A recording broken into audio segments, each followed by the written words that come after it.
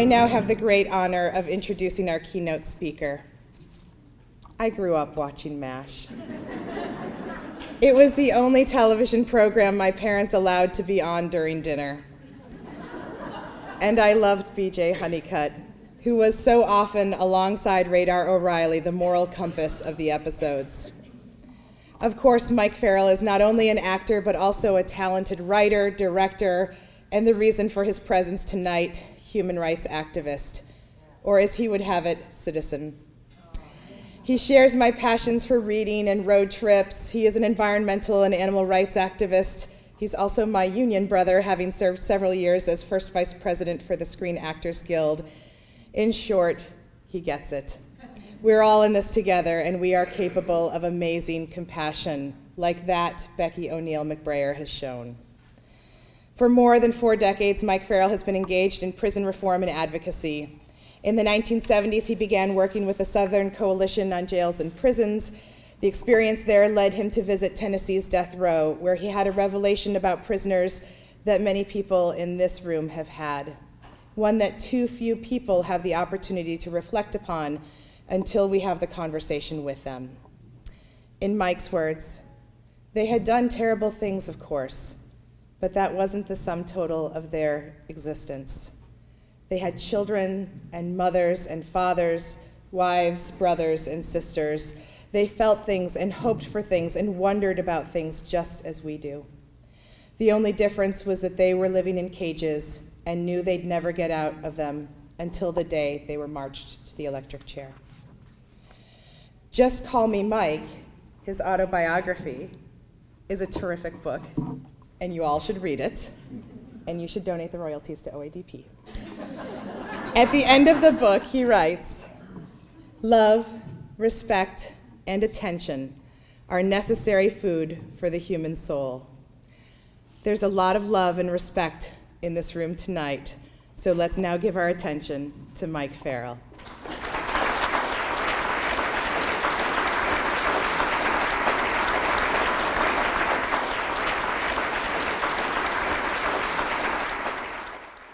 Thank you for that lovely introduction, and for that lovely introduction quoting me from my book and telling these people what I was planning to say.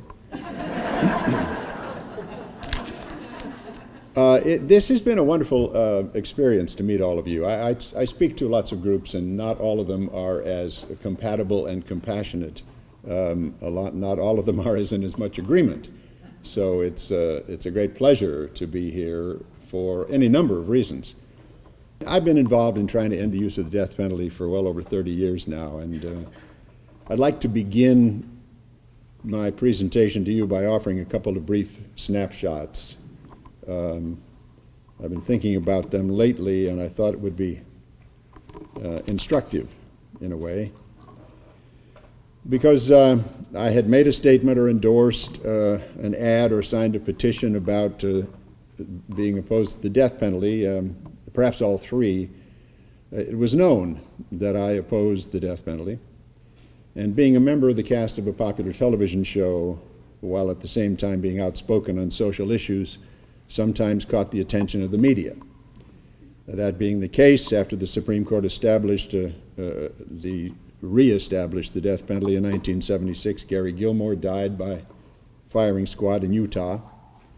John Spenkelink was electrocuted in Florida. I was asked by a minister from Nashville, as was suggested, to help him stop what he called a potential bloodbath.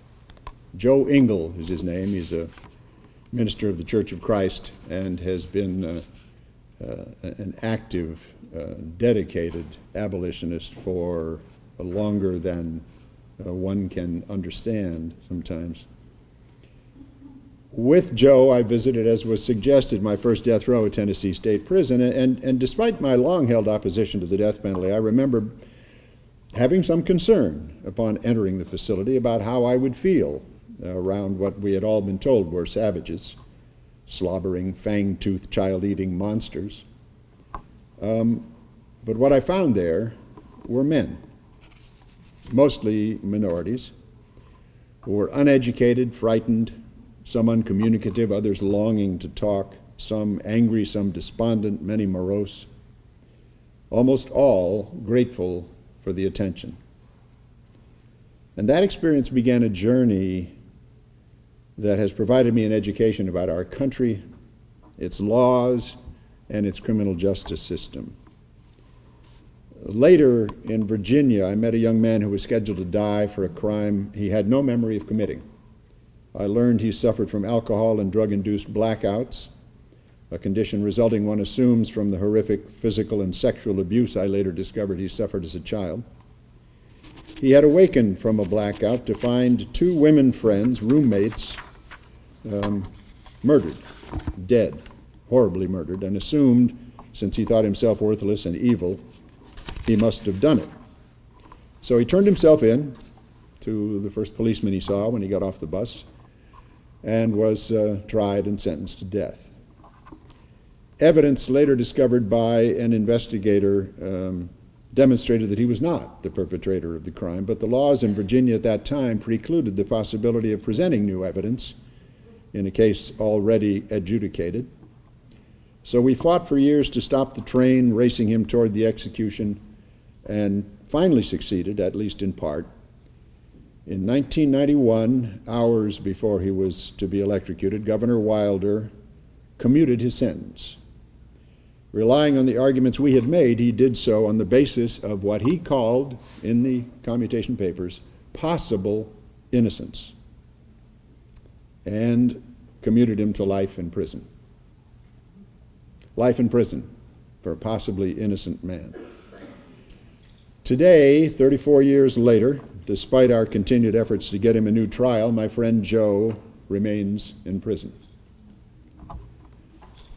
An attorney I met in that case later asked me to come to Oklahoma to help him stop the execution of a man by the name of Robin Parks, a black man he believed to have been wrongly convicted.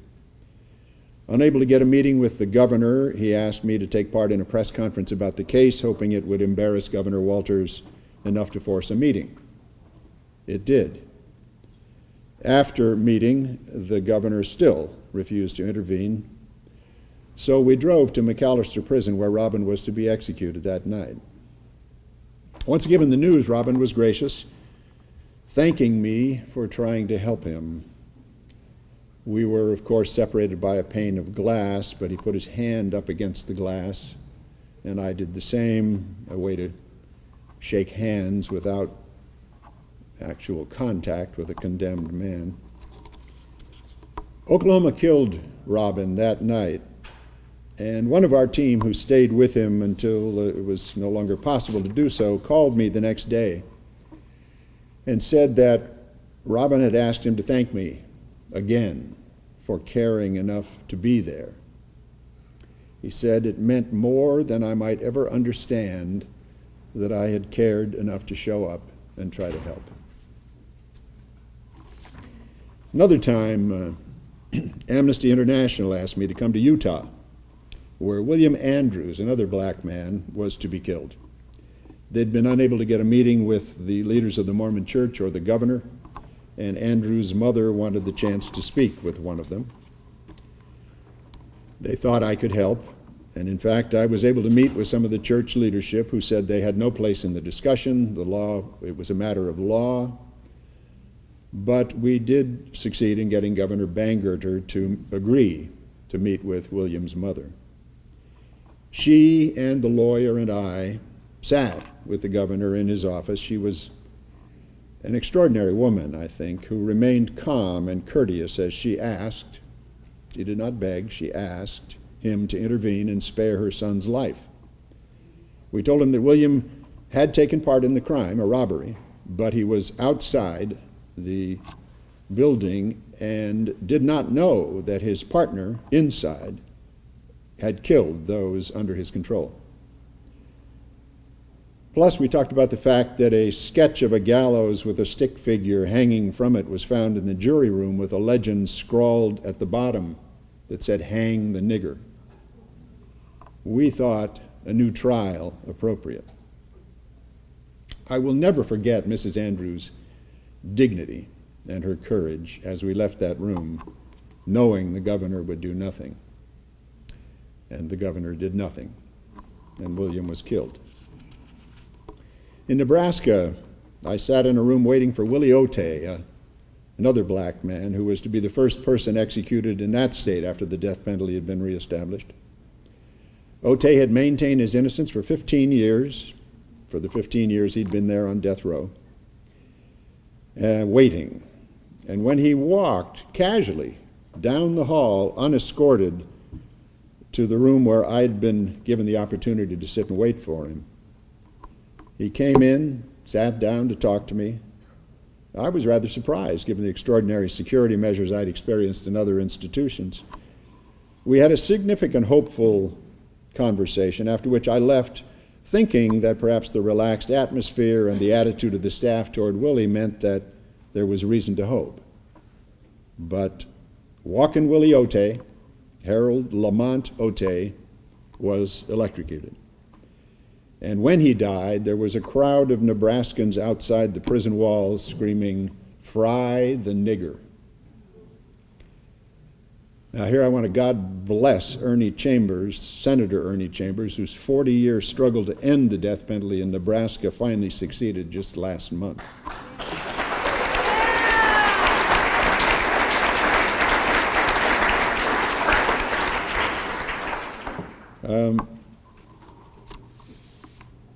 For years now, I've been referring to the death penalty as the lid on the garbage can. I believe that once we get rid of the lid on that garbage can, and we will, once we take that lid off, we and the people in this country will be forced to look into the rotten, stinking, maggot-infested mess that is our criminal justice system and do something about it.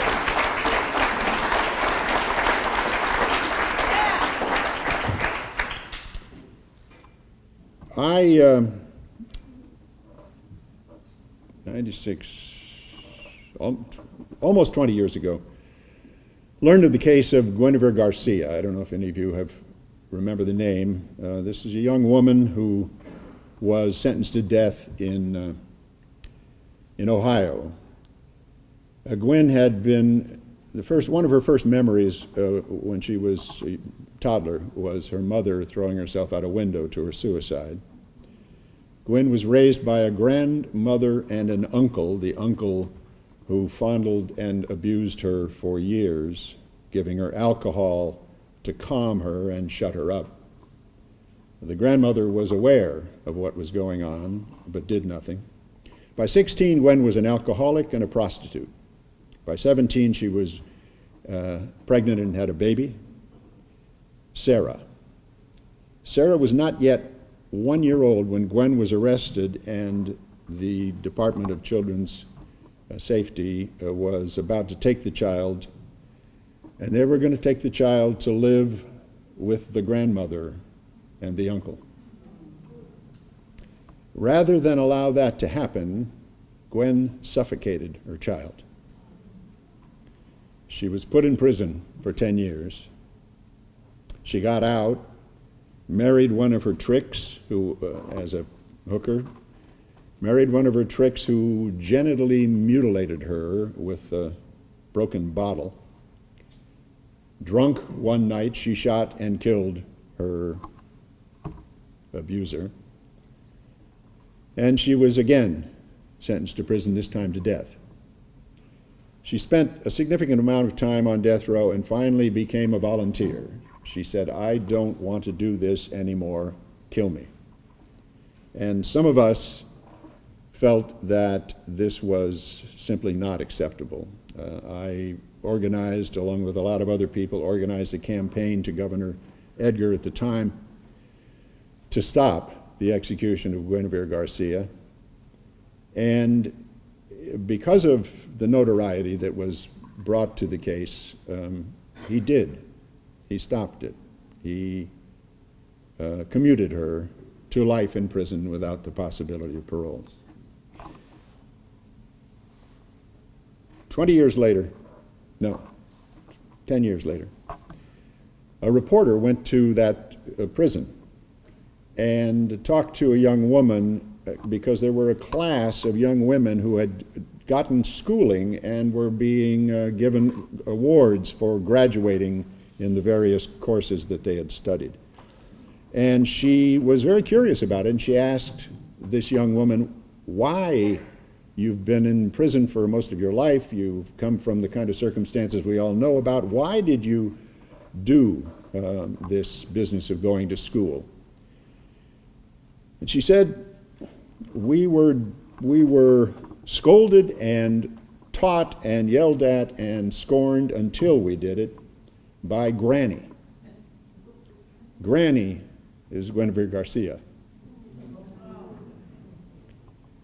Guinevere Garcia provided enough energy and enough love and enough attention and enough caring to those kids to make them make their lives better. This is the woman who was nothing, had nothing, and wanted to die. But what we find is that the human spirit has the capacity to reinvigorate itself and mean something, even though she will spend the rest of her life in prison. Those familiar with the practice of capital punishment in this country, its logistics, its implementation, and its politics, know it is racist in application, is primarily, if not exclusively, used against the poor and the poorly defended. It is, due to the complex web of laws associated with its use, far more expensive than life without parole. And it entraps, savages the lives of, and sometimes kills the innocent. Cameron Todd Willingham, Carlos de Luna, Troy Davis, Reuben Cantu, 3 of them from Texas,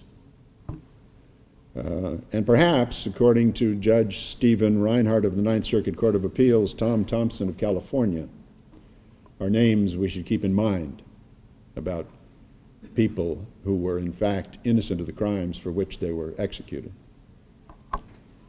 The system is grinding forward slowly, and it's grinding up human beings as it does so. Today, Albert Woodfox, the last remaining incarcerated member of the Angola Three, was to be freed. A judge gave him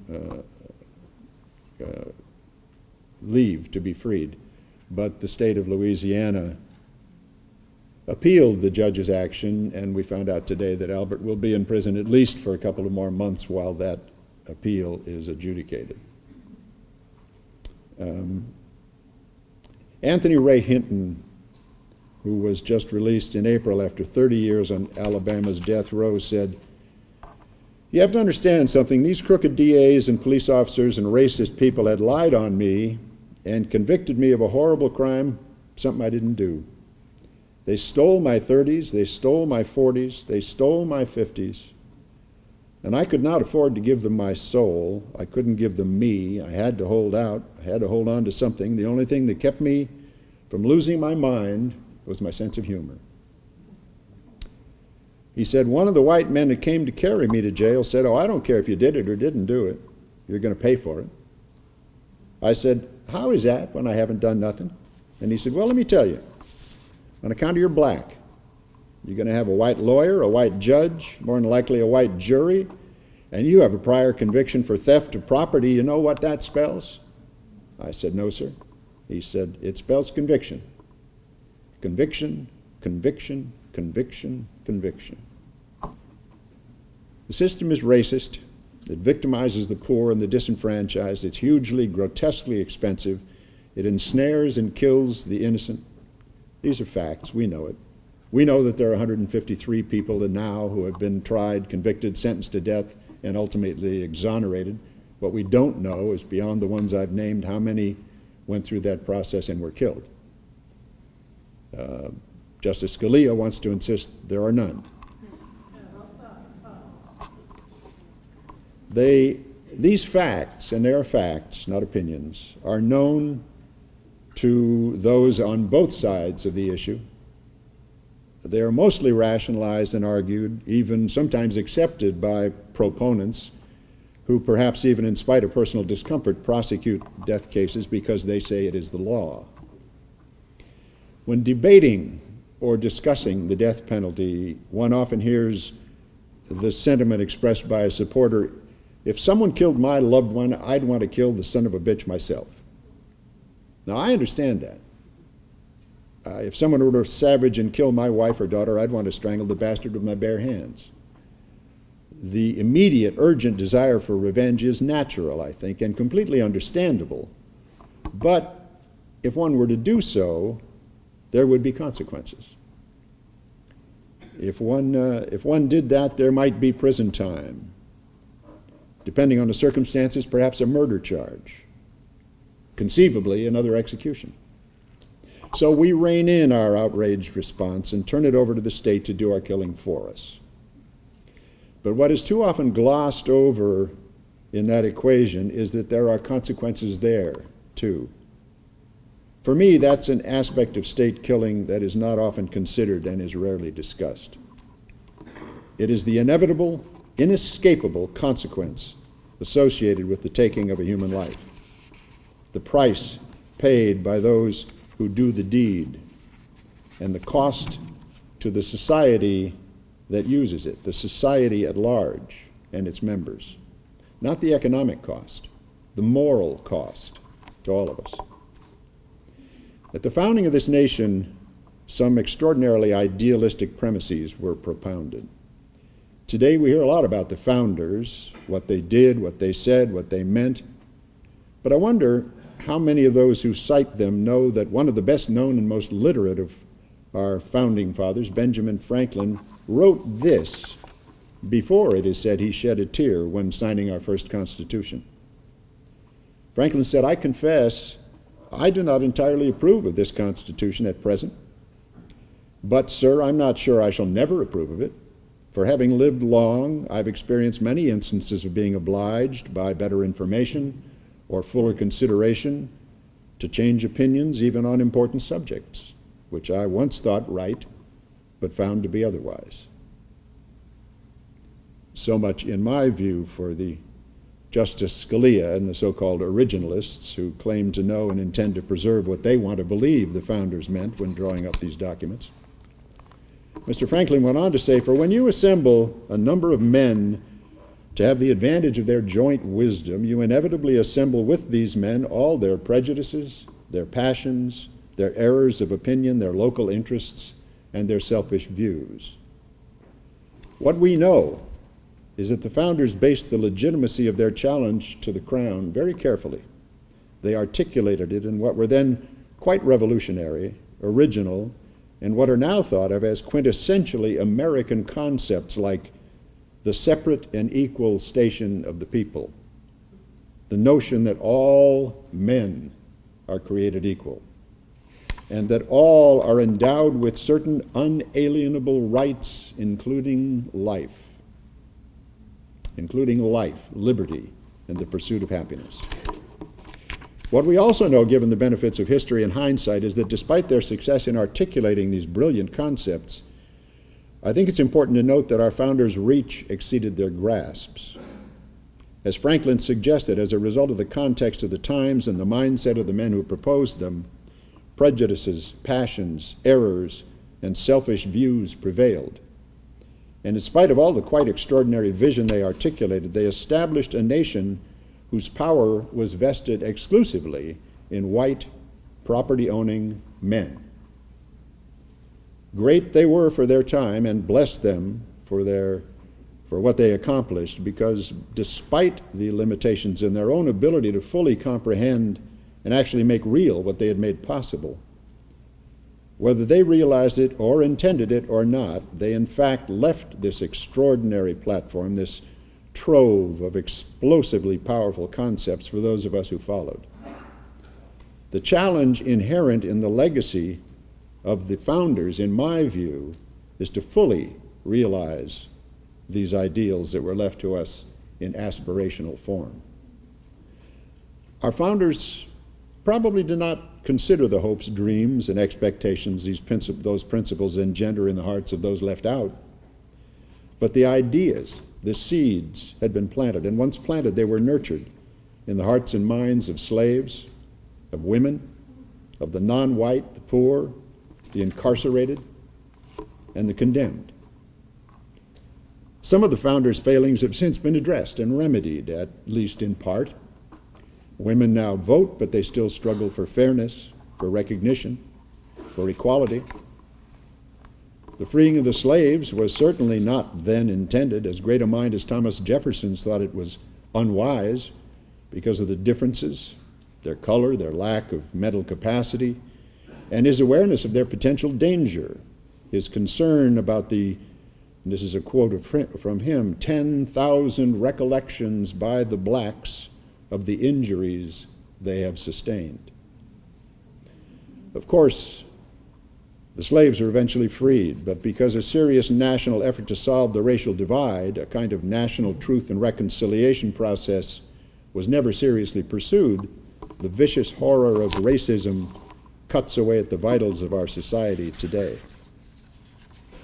And of course, the state continues to arrogate to itself the power to violate that which our founders declared unalienable, the right to life. In my view, our challenge today is to fully realize the ideals inherent in those wonderful, revolutionary, quintessentially American concepts. And people of goodwill do work every day. Many of the people in this room do work every day to fully flesh out the promise they implicitly offer to women, to people of color, to children, to the poor, to the disenfranchised, and to those whose sexual orientation is outside the established norm. But I believe a critical point has been missed. I believe we imperil ourselves and our nation greatly if we do not understand that at the core of all of these rights, all of these struggles, is the demand that we honor and value all of our fellow citizens' unalienable right to life. Dr. Benjamin Rush, one of the men who signed the Declaration of Independence, founded the Pennsylvania Prison Society. He believed the death penalty had a brutalizing effect and argued then that the practice of organized, ritualized state killing actually increased criminal behavior. 200 years later, Professor Gary Potter of Eastern Kentucky University testified to that state's legislature, saying studies of capital punishment have consistently shown that homicide actually increases in the time period surrounding an execution. He said social scientists refer to this as the brutalization effect.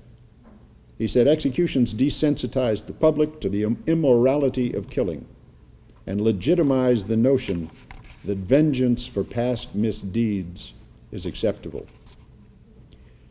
President Jimmy Carter, in his recent book, A Call to Action, says when governor of Georgia, he saw that the tacit acceptance of bias, discrimination, and injustice creates an underlying tendency toward violence or abuse in a society.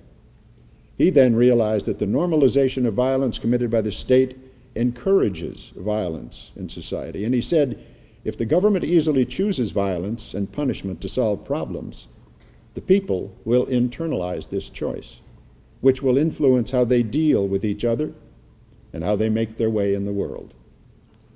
Violence has an impact beyond the obvious. Carter says young people in the military, if our military is called upon to commit unjustified violence, this will influence the thinking and behavior of highly impressionable service members and those who are just beginning to live independently and exert themselves in a highly charged environment. I read that and then thought of Abu Ghraib and black sites.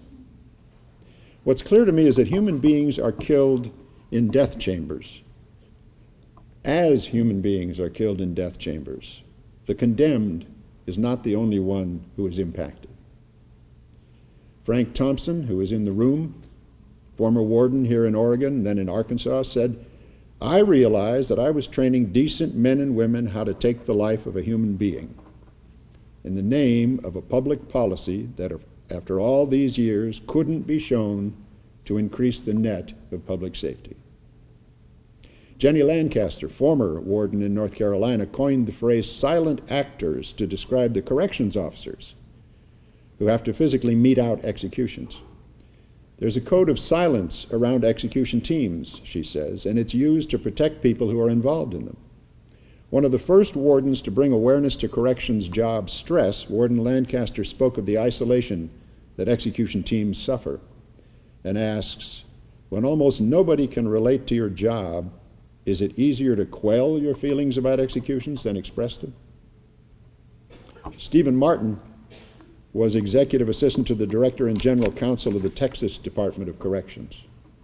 He says, one execution made me step out of my role professionally and touched me on an emotional level. And I began to realize that this is how these things happen, executions. We do these things personally you would normally never be involved in, because we do them because they're sanctioned by the government. And then we start walking through them in a mechanical fashion. We become detached. We lose our humanity.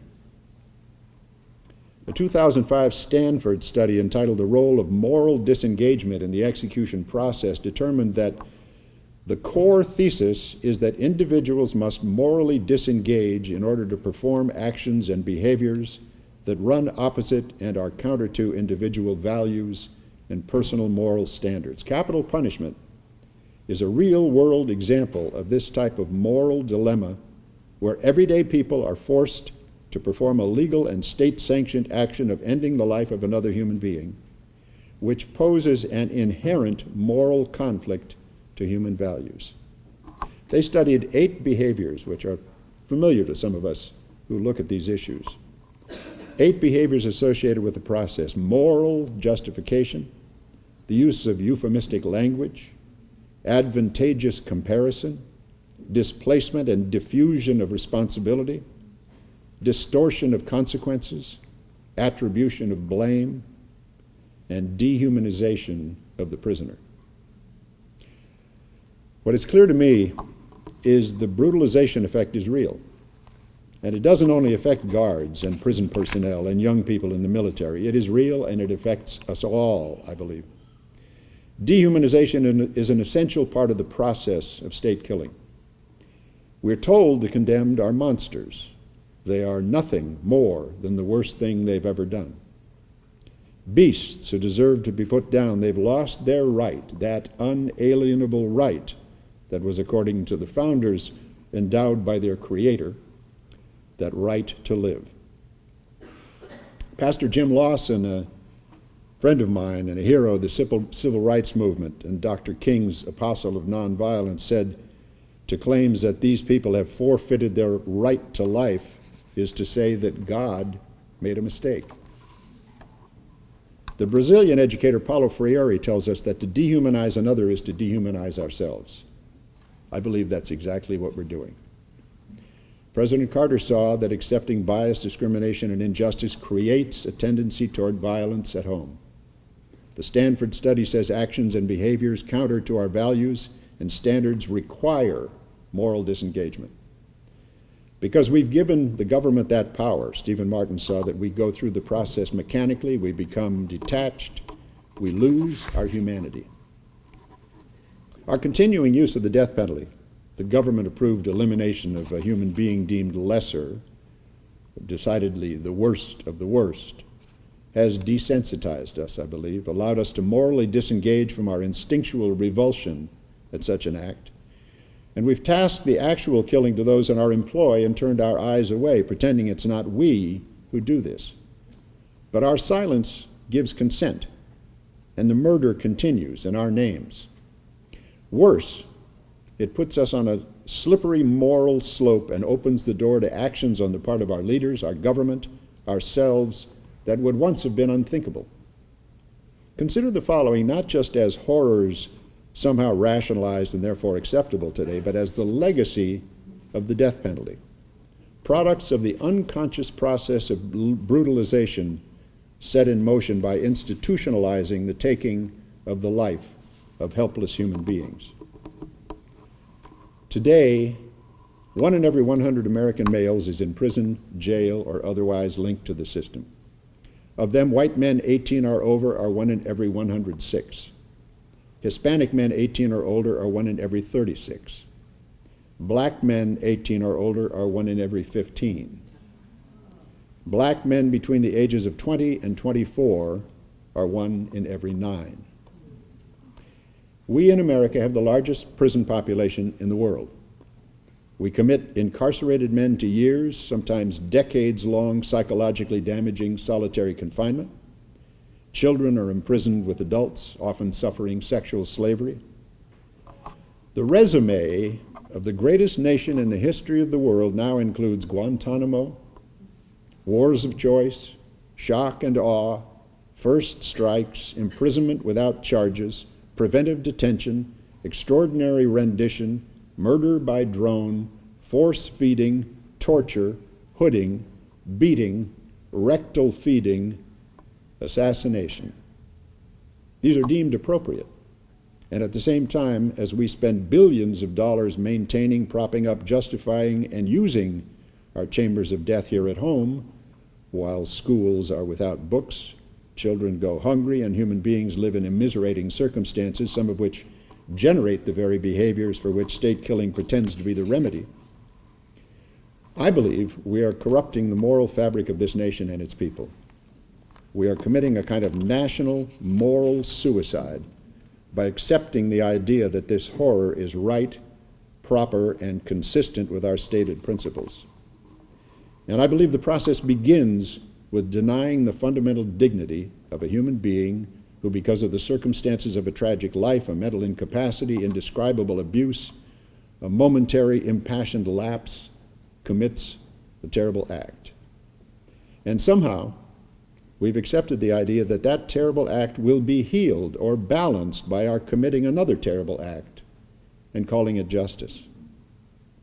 It will not. And I urge you to continue to do everything in your power to stop this awful process before it destroys us all. Thank you.